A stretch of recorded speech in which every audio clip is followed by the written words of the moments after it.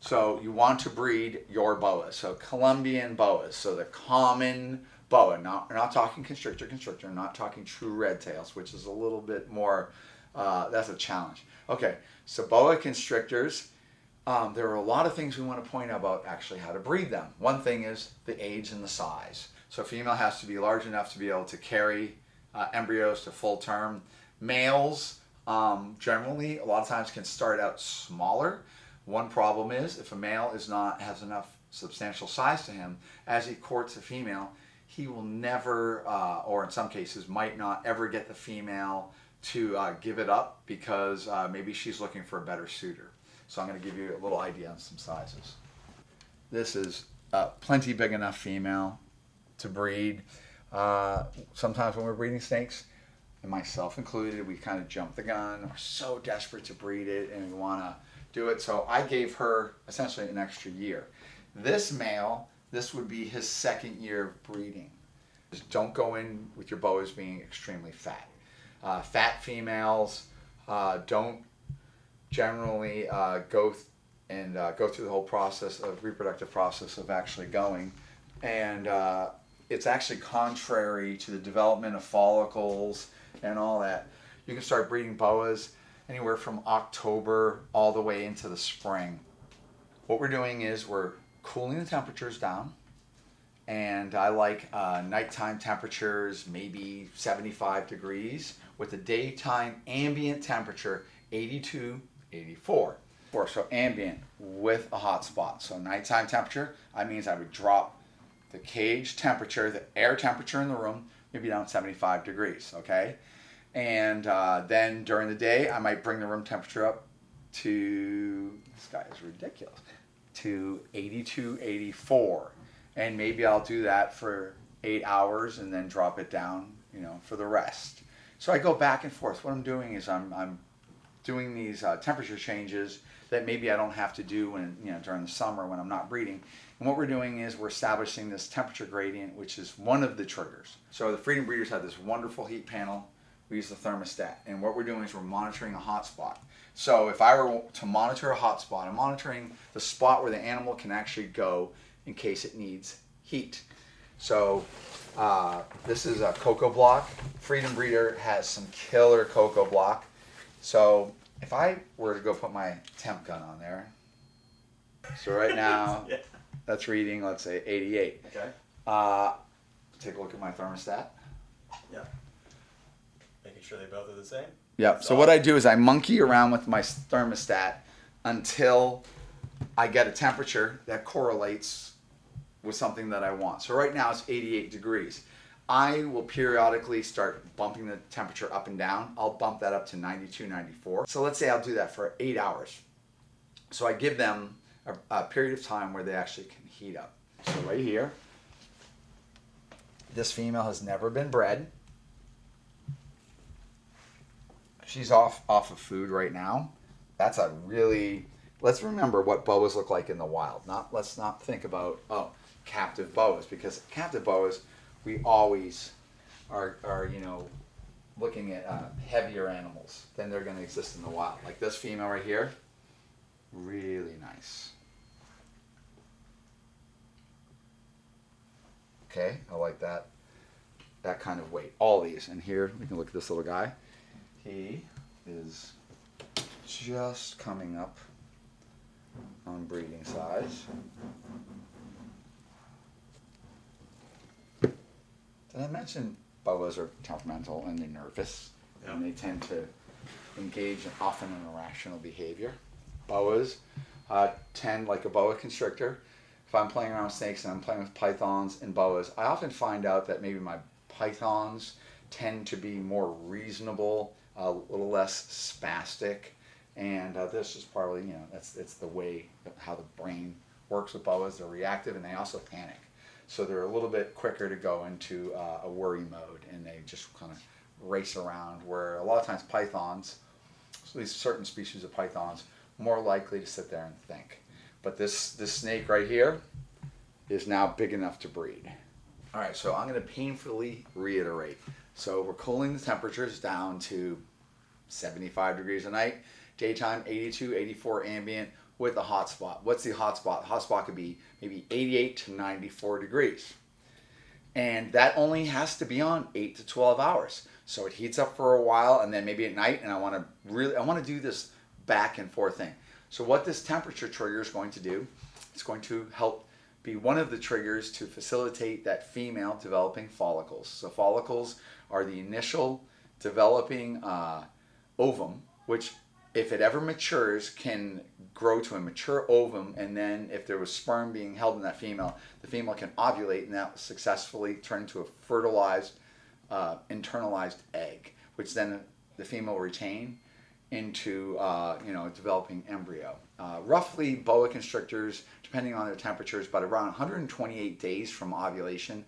So the point of conception of a mature ovum to sperm being held in the body, the female ovulates within a couple weeks. She goes into a shed, but from the ovulation to possible live birth, about 128 days, give or take. And that's based on her condition, maybe food provided, and temperature. Second thing, light cycles.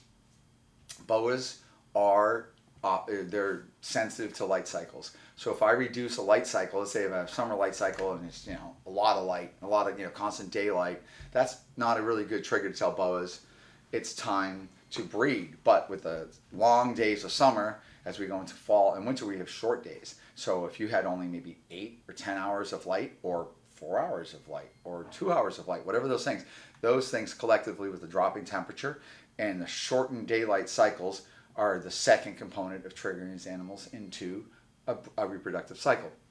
Third thing, this is a good one, humidity. So in this down here, the air is not incredibly humid. I don't really know what the humidity is right here, but it's less humid than upstairs. And what I do, when I have these nice Freedom Breeder racks, they have a plastic lid with drilled air holes. So let's just say the ambient humidity in here is 40%. What I like to do is I like to bump that humidity up and down. So I want to start maybe 40, maybe 35, and then I want to bring that up to like 60, 65, and then it will go away, and keep doing that. And guess how I do that?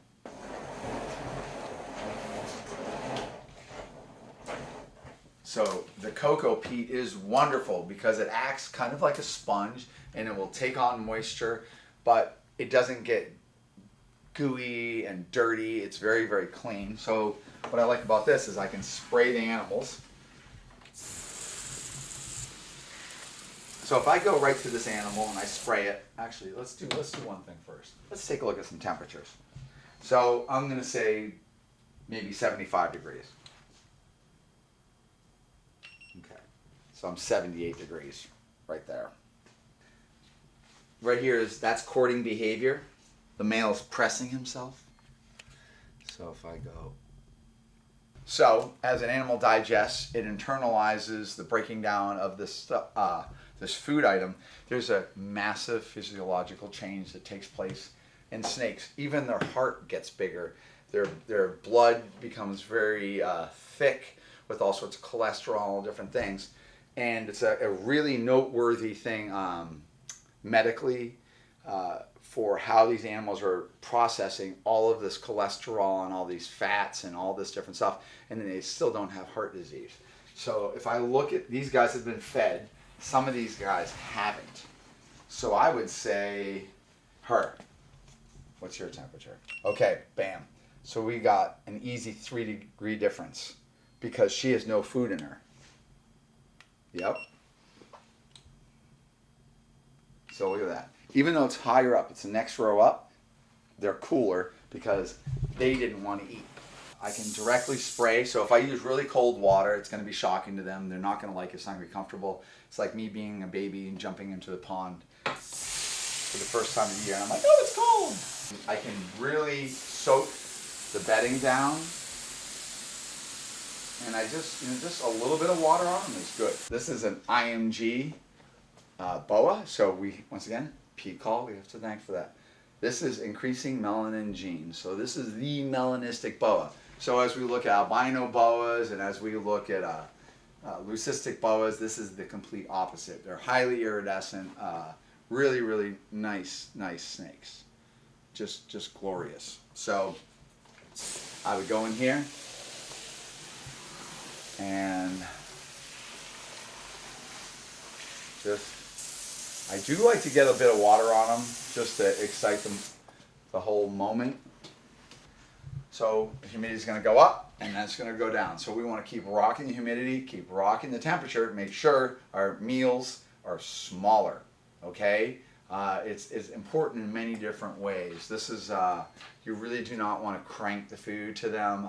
It's contrary because they're being challenged because of the temperatures. They're also being challenged by the input of food. And what often happens as we rocking these temperatures back and forth, this causes reproductive components of these animals and their biological system to begin. And the male will start building testosterone levels because the temperature, the light cycle, and humidity are triggering hormones to rise. That hormone, which is testosterone, starts rising. That is actually what pushes and compels the animal to actually try to breed because it has functioning sperm. They've actually done studies where they found dissections. They found immature males that way too small to breed, but they actually had viable sperm in there, but they needed the testosterone, which is the gas in the tank, to actually drive that animal to breed. The female, she'll start getting rounded in her midsection, okay? So normally a snake will go like this, and then a lot of the belly is going to be flat to support the weight. But as they develop follicles, they tend to get rounder with less of the ventral surface touching the ground. And you'll notice they get kind of swollen. And that's because their body mass is, obviously enlarging inside because the ovum are swelling up and they're now actually taking up real estate within the animal. We can watch a male animal courting a female, and he'll have his tail down here, and you're like, oh, the tails are right there, and they're breeding. And I start noticing, wow, I don't have live babies. I'm getting ovum. So I'm getting these follicles, these unfertilized egg masses, and I'm very, very sad. Couple misnomers about breeding boas. You'll watch a male and he will court that female and he'll be right down there and you think everything's happening. All right, here is a male courting. And so when I see this is not suggest that it's copulation. So this male can court this female for days like this. And he's got 2 hemipenes. So he does have the ability for a hemipene to come out and go into her cloaca. But really a true, clear copulation is when they're underneath. He's like physically under, and they just sit there like that for hours, sometimes like a day. So this is all courting. This is courting behavior, and this is definitely all part of it, what you want to see. A female can resist a male months. This is critical. He can court her and court her and court her and never get her. I've actually seen some boas that I would say the male courts a female and then one day I come in and I'm noticing, oh my God, he's underneath, or he absolutely is breeding and maybe only breeds her one time. But most people will be like, oh, he bred her for on and off for 2 months. Well, he might have actually been trying to court her for almost 2 months and maybe he actually finally bred her. She can resist that male. She can keep her tail down.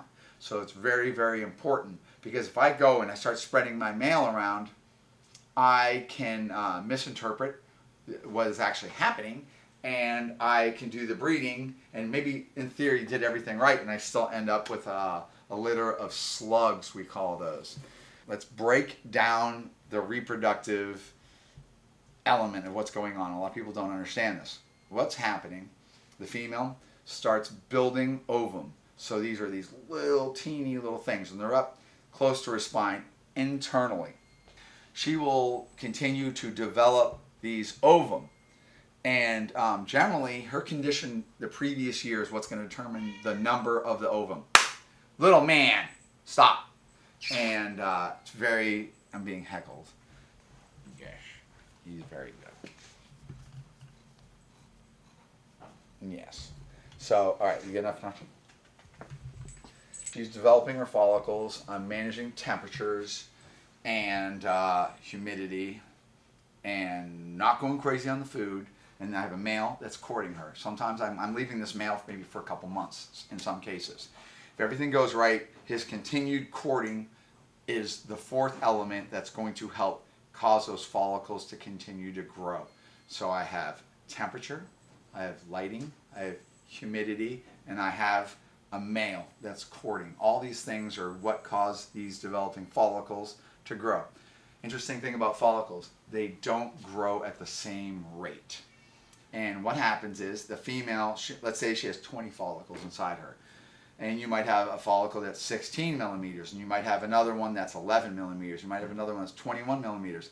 Well, what she is trying to optimize is to grow all 20 follicles to a mature size, whatever that be, 36 millimeter, 40 millimeter, which means that the follicle is now mature, it's gotten as big as it can, and it is now a viable follicle, and it awaits fertilization. Now we have to trigger ovulation. So if I go and breed these guys for a couple months, put them together, do everything, and then I'm like, okay, they bred, and then I go and raise the temperatures, I'm really missing out on my success and my understanding of it. So I want to explain this. So what happens is she's developing her follicles. As her follicles start getting towards being mature, her luteinizing hormone, that's a hormone that's building up in her blood, that luteinizing hormone is building up, and optimally all the follicles would be mature. So the 20 follicles would all be at their largest size where they're just prime. And what she's going to do is her luteinizing hormones are coming up, and then what she's going to do, she'll often go and seek a little bit of heat, because luteinizing hormones cause her to be sensitive to ovulation, because the luteinizing hormones are actually what's going to trigger the ovulation, which is basically moving the ovum out of the ovaries into the oviduct, where they actually get a blood supply, so they're vasculated, and then they're fed material which helps the embryo develop into a living snake. So if I raise the temperatures while her ovum are building, let's say they're not mature, and let's say an ovum has to be 40 millimeters, just guessing, and let's say I got a lot of ovum, I got 32s, I got 28s, I got 35s, and I start giving her too much heat, and she's developing this luteinizing hormones. The heat will cause her to be sensitive to the amount of luteinizing hormones in her blood, and it will actually cause her to ovulate. So the problem here is she might have been bred, she might have sperm awaiting inside her body, because they do store the sperm for a while. She can ovulate with immature ovum. The immature ovum are never big enough to be fertilized. So when that happens, we get the female who's now gravid. So once she ovulates, she is now physically gravid. So now she holds all these ovum and now begins the wait. We're like, okay, 128 days, we're going to get some maybe some babies. Well, maybe 115 days, we come in one day and there's a swamp of ovum everywhere, and it's really these little waxy ovum, all different sizes, and really discouraged. There might be two babies in there, might be a couple dead babies. But what happened was I didn't manage the temperatures right. I misunderstood the situation, and I gave her too much heat at a time where she didn't get to mature her ovum. So ideally, what we do, we can keep managing the temperatures, and we manage the hot spots. Once she ovulates, and we see this big, massive, looks like somebody snuck in there and fed it just some huge item. Almost looks like she ate a football, and she's gonna be really hard. So I touch her. So she might look swollen right now. This is not. This is just part of the development of these ovum. She is not gravid. What she's gonna do when they gravid, all the ovum, which are gonna be all held inside her body, all the ovum are going to move towards her head, and this is going to be done, it's a physical thing. She's going to, her luteinizing hormones are going to cause muscle contractions, and she's going to take all the ovum that are being in these two oviduct, and they're going to be pushed up, these, essentially they're like a sock, they're going to be pushed up And at some point, they're going to come out of the ovaries, and they're going to, when they come out of the ovaries, I guess they meet sperm, and the sperm is being held. And then at that point, now they're going to go back down the body into the oviducts. Okay, so we go the ovaries forward, then they come back out into the oviduct. At that point, that is ovulation, and that might last 24, maybe 48 hours. A really noticeable thing. If you touch her, she gets really hard, and don't mess with her. Don't move her. Don't do anything. But at that point, we can now give her optimal heat. So optimal heat at that point would be, easily 92 to 95 degree hot spot. And her meals, if she does want to eat, we might notice that her feeding is erratic, but smaller meals, not too much either, and not too big of a meal. All these things can actually have an effect. If I were to hammer her with food, a lot of times they actually don't want to eat a lot. You might notice they might eat one medium rat and then drop the rest, because it's all about real estate inside the body, like the space and all that stuff. Plus she has hormones going on which dictate her feeding interests and all that. At that point, when the animal's gravid, now we're basically just managing her temperatures, keep everything quiet, give her a lot of heat so she can develop, her embryos and leave everything quiet. Get the male out of there. His work is done. Now we just want quiet. But at that point, about 128 days, roughly, for live babies, keep records. I noticed the ovulation. If she truly had ovulated, I might notice in 2 weeks she sheds. So if I think I'm really certain I saw ovulation and then I get the shed, that shed is basically the post. We have pre and post. We have post, which is after ovulatory shed, and that's a really good indicator. But if you see a thing and you think it ovulated and then it doesn't shed for like a month, that's probably not the ovulation. But that shed correlates to that ovulation. That is really critical. She's probably going to go through maybe even another shed after that too. So after she ovulates, I'll get the post-ovulatory shed, and then I'll probably get another shed somewhere in there, and that is more loosely defined.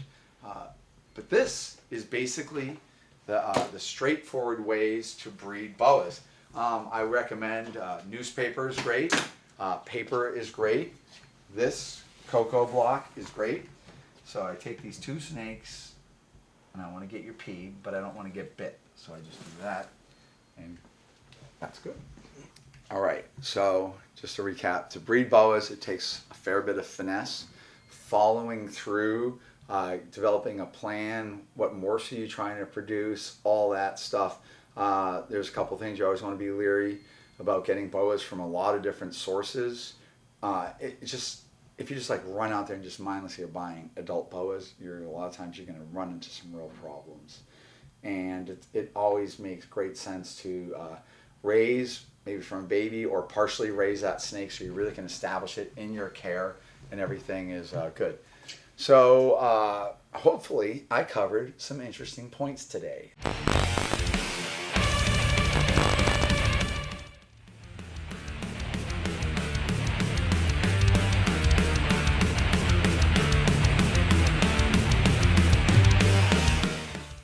I gotta turn my camera on, dude. You didn't turn your camera on!